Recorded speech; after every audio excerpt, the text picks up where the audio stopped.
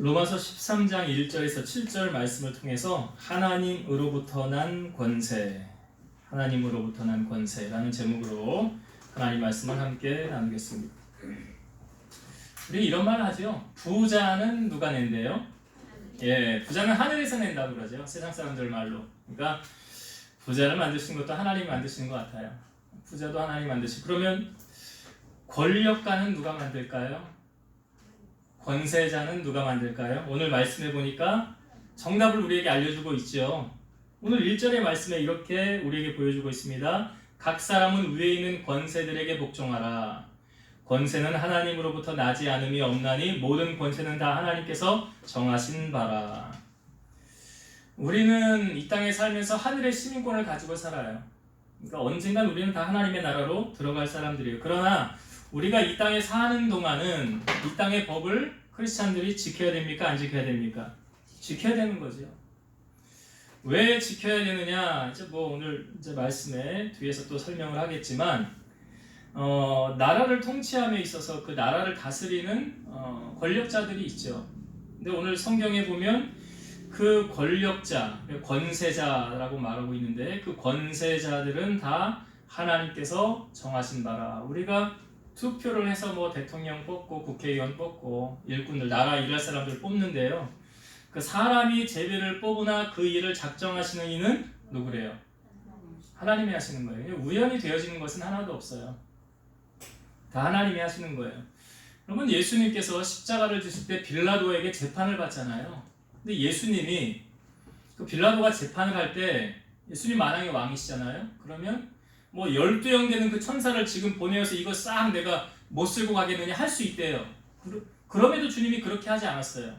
그러면서 빌라도에게 말하기를, 빌라도가 그래요. 너 나한테 잘 보여야 되는 거 아니냐? 예수님을 향하여. 야, 내가 풀어줄 권세도 나한테 있고 죽일 권세도 나한테 있는데 너 나한테 잘 보여야 되지 않겠냐? 그때 예수님께서 뭐라고 말씀하시냐면 빌라도에게 위에서 너에게 그 권세를 주었기 때문에 내가 순복하는 거다 그래요. 하나님이 너를 그 자리에 세웠기 때문에 내가 그냥 따르는 것이다 라고 말하는 거예요. 그러니까 우리 크리스찬들이 이 땅의 법이 나하고 좀 맞지 않고 이거는 좀 불공정, 그러니까 다 잘 되자고 사실 하는 건데 그게 나하고 맞지 않는다고 해서 우리가 따르지 않으면 안 된다라는 거죠. 6.25 세대를 겪어본 분들은 아마 이 나라의 중요성에 대해서 말하지 않아도 더 잘 아실 겁니다. 정말 나라를 잃고 어려움에 처하였을 그런 위기 가운데 우리 그 낙동강 밑에 갔다가 나중에 이제 인천 상륙작전을 통해서 다시 회복이 되어지지 않았습니까? 그러니까 나라를 잃고 우리가 일제치하에 있었을 때 그 조상들 보면 정말 나라의 국권을 지키기 위해서 수호를 하기 위해서 3.1 만세 운동 같은 거 있었고요. 그 나라를 되찾기 위해서 얼마나 힘쓰고 있었습니까? 그러니까 그 나라를 이끌어가는 그 권세자들은 다 누가 세운 거냐? 오늘 말씀해 보면 하나님이 세우신 것이다. 근데 오늘 말씀해 보니까요, 그 하나님께서 그들을 하나님의 사역자로 삼으시고 하나님의 일을 감당하게 하신다. 때로는 우리가 우리의 지식으로 다 이해할 수 없는 일을 하나님이 행하실 때가 있죠. 출애굽한 이스라엘 백성들, 그 하나님께서 모세로 하여금 홍해 앞으로 가게 하죠. 그리고 바로의 마음을 움직여서 이스라엘 백성들을 쫓아가게 합니다. 그 바로의 마음을 이제 로마서 우리가 말씀을 나눴는데 이 앞부분에 다시 한번 보세요. 로마서 9장을 한번 다시 찾아보겠습니다. 로마서 9장 17절. 이 바로가 지금 애굽의 왕 아닙니까? 그 애굽의 왕을 누가 움직이고 있느냐 그걸 보세요. 자, 로마서 9장 17, 18절 읽어볼게요. 성경이 바로에게 이르시되 내가 이 일을 위하여 너를 세웠으니 곧 너로 말미암아 내 능력을 보이고 내 이름이 온 땅에 전파되게 하려 함이라 하였으니 그런즉 하나님께서 하고자 하시는 자를 긍휼히 여기시고 하고자 하시는 자를 완악하게 하시느니라. 그러니까 지금 하나님께서 누구를 움직이셔서 이스라엘 백성 쫓아가게 한 거예요? 바로요. 바로는 누굽니까? 애굽의 가장 높은 수장 왕이잖아요. 그러니까 잠언의 말씀에도 보면 왕의 마음이 하나님의 손에 있음 같이 그래. 왕의 마음이 누구의 손에 있느냐? 하나님의 손. 그러니까 하나님께서 바로 왕도 잡아서 움직이시고 이끌어 가시는 걸 우리에게 보여주잖아요. 그러니까 모든 권세자들을 하나님이 세우셨고 그들의 마음을 누가 주장하십니까? 하나님 주장하시는 거예요. 그러니까 우리가 이 성경에 보면 나라와 민족을 위해서 기도하라라고 말하고 있죠. 왜 기도해야 되는 줄 아십니까? 그 권세자들의 마음을 누가 움직이시는 거예요? 하나님이 움직이시는 거예요. 그럼 하나님이 나의 기도를 들으시고 그들을 통하여 하나님이 일하신다고 한다면 우리가 기도해야 돼요? 하지 말아야 돼요? 나라에 대해서 불평과 원망만 하지 마시고 왜 나라가 이 모양이야 이 딸이야 그런 말 하지 마시고요. 크리스찬이라고 한다면 먼저 하나님 앞에 뭐 하는 사람이 되어야 돼요? 기도하는 사람이 되어야 돼요. 다니엘이 그러했잖아요. 다니엘이 당시 총리가 3명이었는데 3명 중에 한 사람이 다니엘이었잖아요. 근데 그 다니엘을 이제 모함해서 사자굴에 던져 넣잖아요. 그 도장을 찍어가지고. 그 다리오 왕이 얼마나 다니엘을 아꼈습니까? 그 다니엘이 사자굴 속에 들어갈 때 왕이 한 말이 뭐예요? 너가 섬기는 하나님이 너를 구원하기를 원하노라. 그러니까 왕도 구할 수 없는 거잖아요. 최고 권력자라 할지라도 다니엘 구할 수 없었어요. 그런데 하나님께서 그 천사를 보내어서 사자의 입을 막으셨지요. 그리고 그 다음날 아침 일찍 왕이 다니엘이 있는 곳에 가서 뭐라고 합니까? 왕이 다니엘아 다니엘아 부르잖아요. 너의 항상 섬기는 하나님이 너를 구원하셨느냐. 그러니까 다니엘이 밑에서 왕이여 만세수를 하옵소서. 하나님이 천사를 보내서 사자의 입을 막으셨습니다. 내가 이렇게 멀쩡한 것은 내가 하나님을 의지한 결과입니다. 다니엘 나오고 모함하던 사람들 사자굴에 던져 넣었잖아요. 어떻게 됐어요? 떨어지기가 무섭게 그들은 다 사자밥이 되었다는 사실이에요. 지금 이 나라를 이끌어 가시는 분이 하나님이시라는 것, 권세자를 세우시는 분이 하나님이시라는 것을 우리에게 성경은 보여주고 있습니다. 그래서 우리가 이 땅에 살아가면서 이 3절의 말씀을 한번 다시 볼게요. 3절에 보면 우리가 어떻게 살아가야 되는가 삶의 원리에 대해서 우리가 오전에도 나누었지만 다시 한번 3절에 설명하고 있습니다. 3절을 볼게요. 다스리는 자들은 선한 일에 대하여 두려움이 되지 않고 악한 일에 대하여 되나니 내가 권세를 두려워하지 아니하려느냐 선을 행하라 그리하면 그에게 칭찬을 받으리라. 여러분 이 땅에 사는 동안 누가 두려움에 사로잡혀 사는가 그 이야기거든요. 누가 두려움 가운데 사느냐. 경찰서 같은 데 가보면 그 뒤에 포스터 같은 거 벽에 붙여놨죠. 그 어떤 포스터입니까? 범죄자들 포스터예요. 그 잡거나 신고하면 포상금 주겠다는 거예요. 그럼 그 포스터에 들어가 있는 그 사람들은 떳떳하게 살 수 있습니까? 없습니까? 없죠. 도망 다녀야 되고 잡히면 안 되는 거고 드러나서는 안 되는 거예요. 그들은 왜 그 안에 들어가 있는 겁니까? 악한 일을 행하였기 때문에 그래요. 반면에 여러분 선을 행한 사람은 어떻습니까? 대통령으로부터 표창장도 받더라고요. 뭐 시장상도 있고요. 여러 가지의 상이 있어요. 그 어떤 사람이 상을 받습니까? 보면 다 선을 행한 사람. 오늘 말씀의 3절이 그 이야기를 하고 있는 거예요. 선을 행하라 그리하면 그에게 칭찬을 받으리라. 그러니까 우리가 이 땅에 살면서 악을 행하는 사람은 그 악에 대한 분명한 징벌을 받게 되고요. 그 악을 행하는 사람은 두려움 가운데 살아가게 돼요. 왜? 권세자들을 두려워하죠. 그러나 선을 행하는 사람들은 권세자들이 두려울까요? 두렵지 않습니다. 간혹 가다가요 운전을 하다가 괜히 나 죄진 것도 없는데 경찰차만 보면 저기 왜 나와 있는 거야? 배트맨 나 다시 한번 확인하고 나 죄진 거 없는데 나 죄인만 한 것도 없고 그런데 괜히 그래요. 경찰차만 보면 긴장하게 되더라는 거죠. 근데 우리가 정말 떳떳하면 내가 범죄한 사실이 없고 떳떳하게 정직하게 살면 두려워할 이유가 없다는 거죠. 그래서 우리가 여기 3절의 말씀에 보면 그 두려워하는 사람들은 악한 일을 행한 자들이라. 그들은 두려움 가운데 지나게 살게 되지만 선을 행한 사람은 두려움이 되지 않고 라고 말하잖아요. 그러니까 우리가 하나님의 자녀로서 이 땅에 주님이 거듭 말씀하죠. 내가 너희를 세상에 보내었으니 너는 어떻게 살래요? 빛과 소금의 역할을 감당하라. 그러니까 어둠을 물리치고 맛 이런 곳에 맛을 내주는 사람이 되게 하라. 그렇게 우리가 살아가라라고 3절이 말하고 있어요. 그리고 4절에 보면 4절을 읽고 볼게요. 4절 그는 하나님의 사역자가 돼요. 내게 선을 베푸는 자니라. 그러나 내가 악을 행하거든 두려워하라. 그가 공연히 칼을 가지지 아니하였으니 곧 하나님의 사역자가 되어 악을 행하는 자에게 진노하심을 따라 보응하는 자니라. 그러니까 여기 권세자들을 어떤 표현을 하고 있습니까? 하나님의 사역자. 그래서 그 사역자들이 우리를 도울 수도 있고, 그 말이죠. 우리를 도울 수도 있고 우리를 심판할 수도 있다. 돕는 자들에게는 어떤 사람에게 도움이 됩니까? 선을 행하는 자에게는 도움이 되는 거예요. 제가 나중에 언제 한번 뭐 간증할 기회가 되면 기회를 하겠지만, 제가 어떤 이제 처리해야 될 일이 있어서 공공기관에 갔었는데, 이거 도저히 내 힘으로는 안 되는 일을 만난 적이 있었어요. 그런데 그 어떤 직원 중에 한 분이, 내가 그때 이제 목사인 것을 알고 자기도 교회를 다니는데, 자기도 교인이 어느 교회 이야기를 하면서, 그러면서 목사님 뭐가 문제입니까? 제가 도와드리겠습니다. 그러면서 이거를 막 저를 도와주는 거예요. 자기가 잘 해결 못하니까 그 뒤에 높은 사람한테 가가지고 이거 해야 되는데 이거 어떻게 하면 좋겠냐고 그 사람에게 가서 묻고, 선배죠. 오래된 사람, 경력자. 그래서 막 이렇게 찾고 뭐 해가지고 제가 참 그분의 도움을 받아서 하여튼 일이 잘 처리된 적이 있었어요.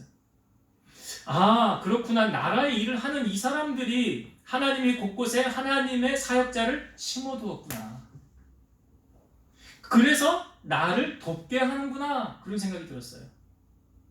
내가 하나님 앞에 정직하게 바르게 주님 기쁘시게 하며 사는데 힘썼더니 이런 결과가 나에게 오는 거, 생각지 않는 도움을 내가 경험하게 되었구나. 그래서 여러분, 그 이야기의 4절이 하나님의 사역자들이 교회 안에만 있는 것이 아니라 우리의 삶의 현장 가운데 하나님이 그렇게 하나님의 일꾼들을 세워놓으시고, 우리가 어려움을 당할 때, 곤경을 당할 때 우리를 돕도록 하나님이 역사하시더라. 이게 하나님의 사역자예요. 하나님 곳곳에 그런 일을 우리를 통해서 감당하게 하시는 거예요. 어떤 권사님 사업을 이제 새로 시작할 때 보니까 뭐 가방끈이 긴 것도 아니에요. 그렇다고 그렇게 인맥이 좋은 것도 아니에요. 그런데 정말 그냥 믿음으로 하나님만 바라보고 나아가니까 어떤 일이 필요하니까 그에 맞는 사람을 하나님이 붙여요. 그 일을 하게 해요. 또 가다 보니까 또 다른 일을 해야 되는데 그에 맞는 일을 하는 사람, 적임자를 또 붙여요. 또 하나님 그 일을 하게 하는 거예요. 하나님의 일하심이 참 놀랍구나. 우리가 생각할 수 없는 방법으로 하나님이 일하시는구나. 이걸 보면서 우리의 삶의 현장에 하나님의 돕는 천사들, 하나님의 일꾼들, 하나님의 사역자들을 곳곳에 두어서 누구를 돕게 하십니까? 우리를 돕게 하시는 거예요. 우리를 돕게 하시는 거예요. 그 이야기를 4절에 우리에게 하고 있어요. 5절을 보겠습니다. 5절. 그러므로 복종하지 아니할 수 없으니 진노 때문에 할 것이 아니라 양심을 따라 할 것이라. 제가 앞부분에 말씀드렸듯이 때로는 뭐 이런 법을 다 만들어놨어. 여러분, 그 운전을 하시는 분들은 그 학교 앞에서 30km 맞추기 그거 쉬워요? 어려워요? 어려워요. 근데 어려운데 지켜야 돼요? 안 지켜야 돼요? 카메라까지 딱 갖다 놓고 있잖아요. 안 지키면 찍혀. 때로는 왜 이걸 이렇게 해놔가지고, 물론 안전을 위해 산 거지만 운전하는 사람들 속도를 막 내다가 그냥 30km 맞추려면 쫙 죽여서 지나가야 되잖아요. 그런데 그 법을 우리가 안 지킬 수 없죠. 근데 제가 비유적인 표현으로 그거 하나 얘기했지만 다른 여러 가지의 법들 가운데 때로는 내가 이거는 아닌 것 같아 라고 생각하는 것들도 있어요. 이거는 옳지 않은 그런 법 같아. 그런데 성경은 그 부분에 대해서 이제 5절에 말하는 거예요. 복종하지 아니할 수 없으니. 그런 법이라도 우리가 따라야 된다는 거예요. 따라야 된다는 거예요. 그런데 그 법 때문에, 진노 때문에 할 것이 아니라 5절에 보면 양심을 따라 할 것이라. 양심을 따라 할 것이라. 이 양심을 따라 할 것이라는 건 우리가 오전에 말씀을 나눴던 것처럼 사람들은 속일 수 있는 문제, 사람들은 충분히 속일 수 있으나 하나님은 우리가 속일 수 없다. 하나님의 자녀인 이상 하나님께서 보시기에 우리가 양심적으로 하나님 앞에서의 의식을 가져야 된다라는 거예요. 코람데오 의식을 가지면 사람이 보든 안 보든 우리는 내 양심 때문에, 하나님이 나를 보고 계신다는 그것 때문에 우리는 지키며 살아가야 된다. 그 말을 하고 있는 거예요. 자, 6절을 보겠습니다. 6절. 너희가 조세를 바치는 것도 이로 말미암음이라. 그들이 하나님의 일꾼이 되어 바로 이 일에 항상 힘쓰느니라. 그러니까 여러분, 공무원들 뭐 먹고 살아요? 세금. 그 세금. 그럼 국민들이 세금 내야 돼요? 세금 내지 말아야 돼요? 세금 내야 돼요. 세금 내야 돼요. 특별히 우리 권사님 자녀 두 분은 다 공무원이야. 우리 세금을 다 내야 돼. 이게 의무로 되어져 있어요. 이제 국민이 세금을 내는 건 의무로 되어져 있어요. 근데 저는 이 말씀을 보면서 그래, 나라 일 하는 사람들도 이 세금으로 운영이 되는데 교회는 어떻게 운영됩니까? 예. 교회는 뭐 당연히 어디서 뭐 이렇게 돕고 그런 거 아니잖아요. 성도들의 헌금으로 운영이 되는 거죠. 그렇다고 한다면 교회가 유지되기 위해서는 성도들이 헌금을 해야 돼요? 하지 말아야 돼요? 안 해도 돼요? 많이 해야 돼요.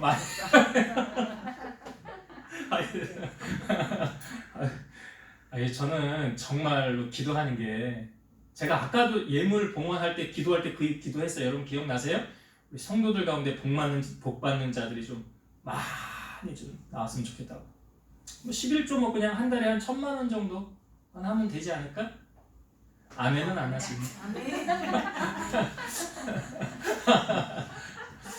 그러니까 제가 목사님들 모임 갔을 때도 그런 이야기를 했어요. 요즘에 목사님들이 하도 어려우니까 투자 파는 게 이게 법적으로 제한이 된 거냐 아니냐. 투자, 목사님이 주일날은 강단에서 말씀을 전해야 돼요. 근데 교회 운영이 안 돼요. 그러니까 목사님이 다른 일을 해야 돼. 왜요? 뭐 교회를 뭐 임대로 하면은 임대로 내야 되죠. 또 가장이면은 먹고 살아야 되잖아요. 그럼 벌어야 되잖아요. 근데 헌금은 안 나와요. 그럼 어떻게? 목사님이 손가락 빨고 있어요? 아니잖아요. 그러니까 그 인식도 사실은 좀 많이 바뀌었어요. 목사님들이 투자 파는 거. 그걸 가지고 만약에 성도들이 손가락질 한다면 그 성도는 그 운영을 다 책임져 질만 하면 손가락질 해도 돼. 아니, 목사님 뭐 돈이 없어. 왜 그래? 우리가 이렇게 하는데 왜 하는 거예요? 제가 제 아내하고 같이 한데 힘들고 어려울 때 기도할 때 그런 기도 했었어요. 하나님, 목회만 전념할 수 있게 해주세요. 이게 무슨 의미인지 아시죠?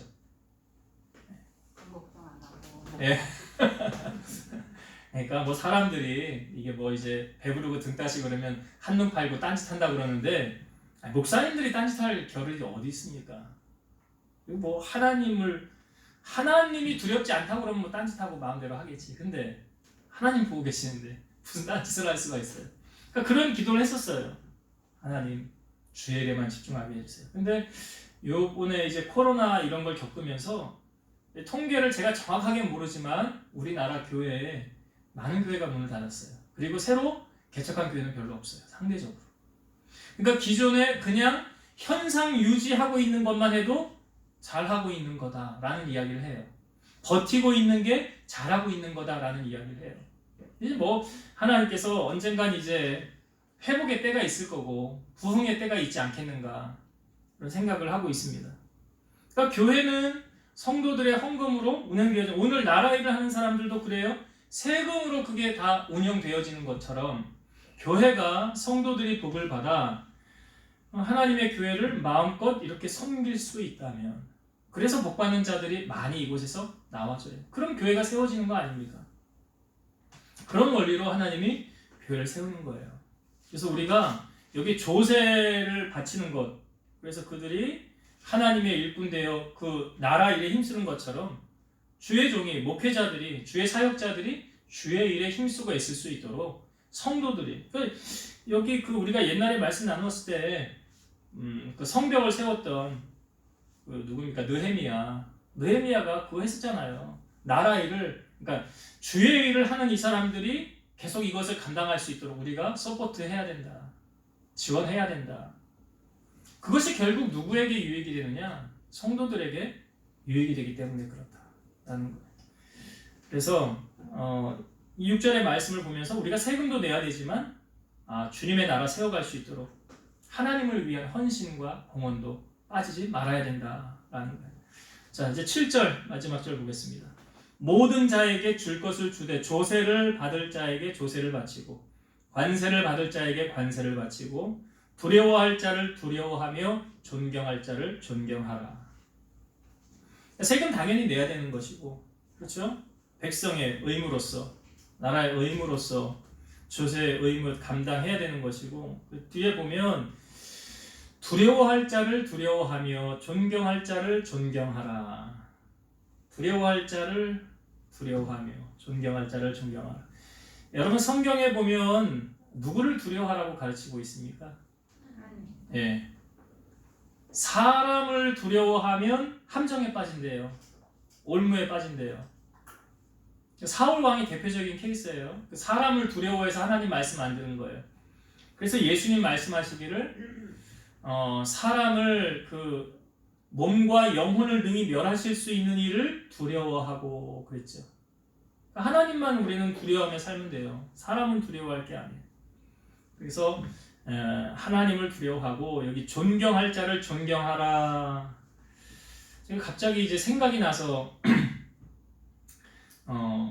얘기를 해야 될 것 같은데 한 2주 전인가요? 우리 교회 한 집사님이 제가 한 거 부탁을 드린 게 있어요. 1,000원짜리를 신권으로 좀 바꿔주세요. 한 10만 원 바꿔달라고 그랬어요. 근데 그게 구하기가 쉽지가 않은가 봐요. 바꿔달라는 의도는 뭐냐면 그럼 왜 바꿔달라고 그랬겠어요, 제가? 그렇죠. 예. 헌금 드리려고 바꿔달라는 거예요. 하나님께 새 거 좋은 거 드리려고.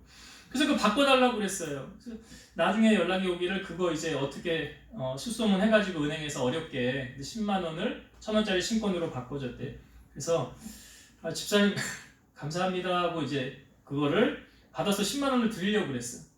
그랬더니 이분이 봉투에다가 이렇게 뭐라고 쭉 썼는데 제가 다 기억은 나진 않지만 이제 사람이 섬기면 이걸 저의 섬김으로 위로가 됐으면 좋겠다라는 말과 더불어 맨 마지막에 존경받는 목회자가 되었으면 좋겠습니다.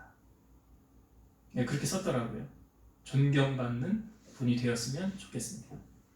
그래서 제가 참 감사했어요. 기도를 해드리고 나서.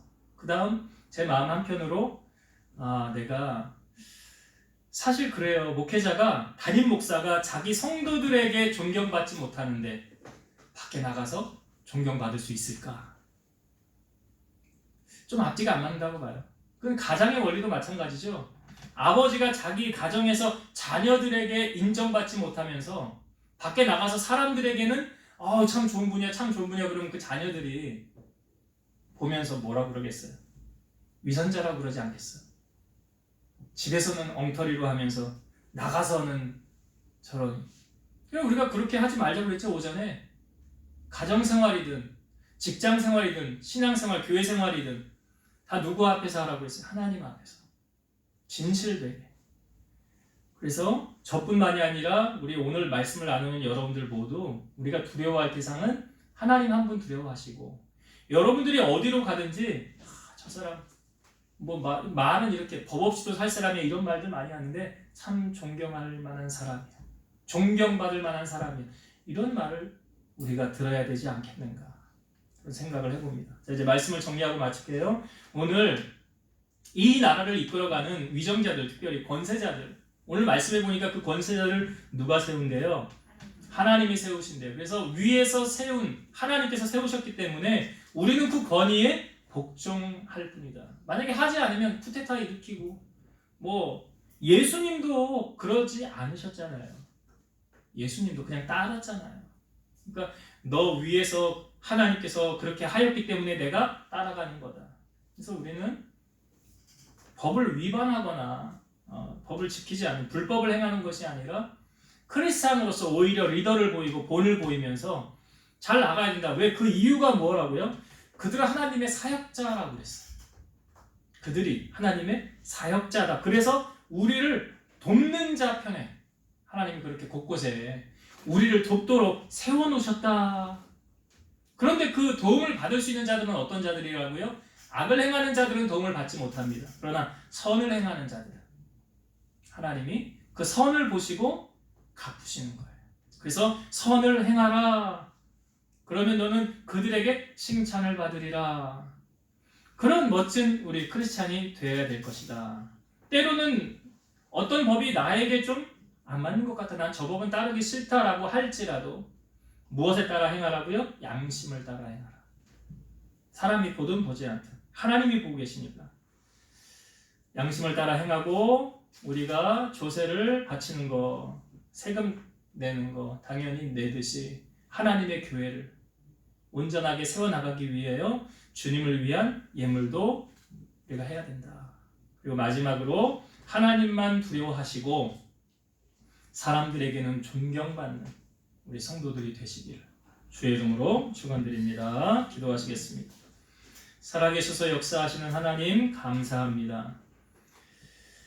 위정자들, 권세자들은 다 하나님께서 세우신 것이라고 하셨사오니 때로는 우리가 나라를 바라보면서 왜 이렇게 하는가, 이렇게밖에 할 수 없는가라는 한탄이 나올 때가 있습니다. 그럴 때 비판하고 정죄하는 것이 아니라 나라를 위하여 손을 들고 하나님 앞에 기도할 수 있는 저희를 되게 하시고, 기도함을 통해서 하나님께서 그 위정자들을 이끌어 가시는 것을 저희들이 목격할 수 있도록 도우소서. 또한 우리가 이 땅에 살아가는 동안 악에게 속한 자가 아니라 선을 행함으로 말미암아 하나님께서 곳곳에 세워놓은 하나님의 사역자들을 통하여 우리가 도움을 맛보고 경험할 수 있는 우리 성도들 되게 하시고, 어디를 가든지 사람들에게 존경받는 일꾼 되게 하시고 하나님만을 최고로 섬기고 경외하는, 그래서 하나님의 축복을 곳곳마다 누리고 살아가는 우리 성도들이 다 되게 하여 주옵소서.